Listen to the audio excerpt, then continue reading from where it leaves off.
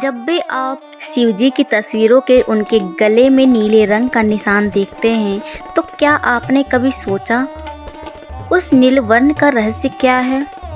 क्यों कहा जाता है उन्हें नीलकंठ महादेव? आज की यह कथा है त्याग की, समर्पण की और सृष्टि की रक्षा के लिए अपने प्राणों की आहुति देने वाले शिव जी के नीलकंठ अवतार की। यह कहानी है उस क्षण की जब पूरा ब्रह्मांड विनाश की ओर बढ़ रहा था और केवल एक ही देवता थे जिन्होंने सब कुछ अपने भीतर समा लिया। बहुत समय पहले देवताओं और असुरों के बीच एक संधि हुई कि वे मिलकर समुद्र मंथन करेंगे और उसमें प्राप्त अमृत को आपस में बांटेंगे। मंथन के लिए मंदरांचल पर्वत को मथनी और वासुकी नाग को रस्सी बनाया गया। देवता और दानव दोनों मिलकर समुद्र को मंथने लगे। सप्त सागर हिलने लगे, ब्रह्मांड गूंज उठा और एक एक करके 14 रत्न समुद्र से निकलने लगे। परंतु अचानक समुद्र से निकला एक भयंकर विषैला पदार्थ, कालकूट विष। यह विष इतना घातक था कि ब्रह्मांड की सारी सृष्टि नष्ट हो सकती थी। देवता भयभीत हो उठे, असुरों ने मुंह मोड़ लिया, चारों ओर हाहाकार मच गया। किसी को समझ नहीं आया कि अब क्या किया जाए।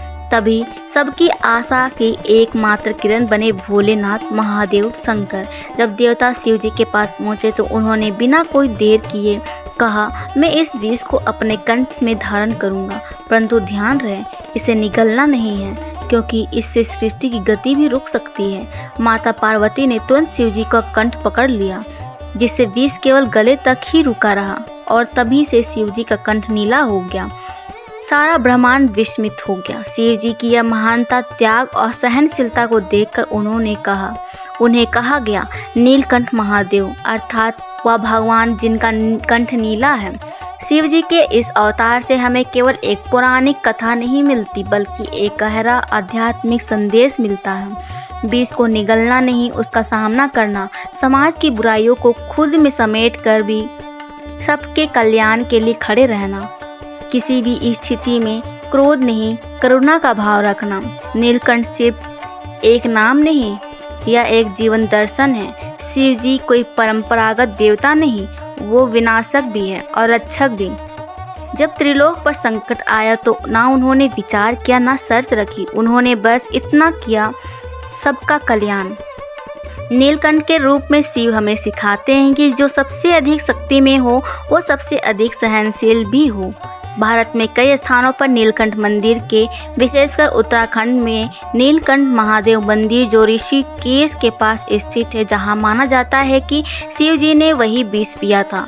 हर साल सावन मास में लाखों भक्त यहां जल चढ़ाने आते हैं और कहते हैं, हे नीलकंठ, जैसे आपने सृष्टि को बचाया वैसे ही हमारे जीवन को भी बचाइए। सावन वही समय है जब समुद्र मंथन हुआ था और विष निकलने पर शिव जी ने उसे पिया था, इसलिए श्रावण मास में शिव जी की पूजा विशेष फलदायी मानी जाती है। व्रत रखा जाता है, रुद्राभिषेक किया जाता है और शिवलिंग पर गंगा जल चढ़ाया जाता है।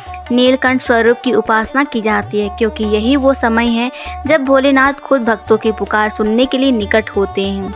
दोस्तों, नीलकंठ महादेव की यह कथा केवल एक पौराणिक कहानी नहीं है, यहाँ आज भी हर उस इंसान की कहानी है जो दूसरों की भलाई के लिए स्वयं को त्याग करता है।